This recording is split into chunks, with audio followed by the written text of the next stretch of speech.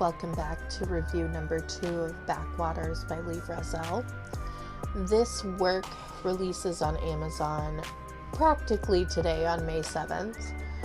It is a collection of fun, dark, weird, and gross short stories based out of southern Alabama that can be read alone, but also benefit from being read together.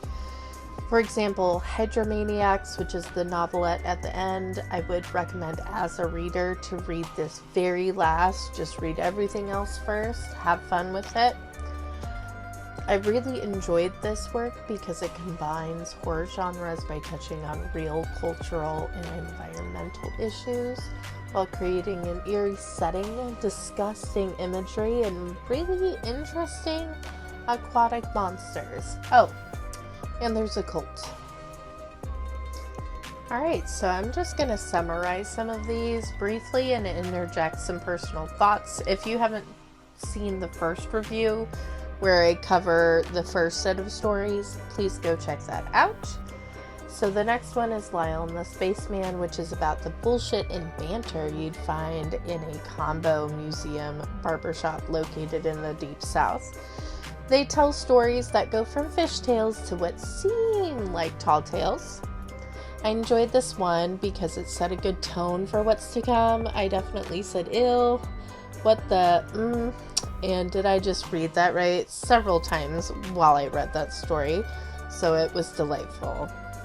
The next is The Mandibular Fixation, which is about a man who has extreme aversions to dental work, who happens to be part of a church that uses interesting garments and despicable acts for their practice.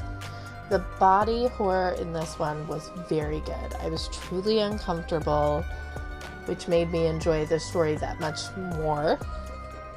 The next story is Lord of the Fishes, which is about a yoga class at the church with the deplorable followers and preachers. This one gets weird and then dark. It was an interesting read that I also enjoyed. There's also a fun yoga mat suggestion from a surprising source. Alright, so the next story is Cakewalk, which is a fictional true crime type of story, but the lawyer actually does the detective work here when they are handed an absurd case.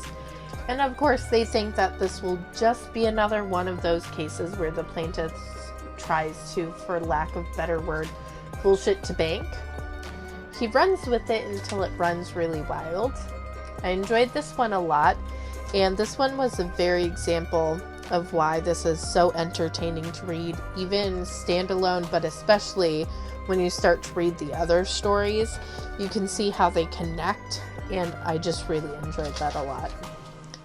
The next story, Babyface, is about a woman with a missing husband who keeps having strange experiences in the swamp as she searches for them.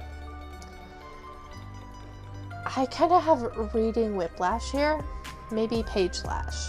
The story seemed like it was going one place and then went another. Those poor dogs, though. It was definitely a strange tale. Alright, so Foundling is about a professor named Audrey who is trying her best to make tenure while other colleagues are really combating her with prejudice and skepticism. After another meeting with that board that has left Audrey with disappointment and disdain from that colleague, a mother and student come to Audrey with something that was caught in the river that ties into a previous student's fate.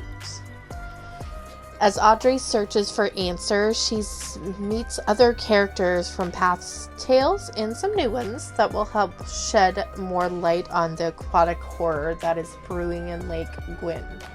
Hydromaniacs is the last story, which is a novelette that ties in all of the loose ends from all of the other stories through the story of Backwaters, who is somebody that meets and dates Audrey from Foundling. You accompany Miss Waters and some reoccurring characters to figure out that mystery, along with all of the other strange happenings and stranger persons surrounding Lake Gwyn and its water. I really enjoyed this because A, it put titles to all of the chapters, B, I really did want the conclusion to what on earth was going on in these southern Alabama waters. I hope everyone enjoys this as much as I did. Thank you.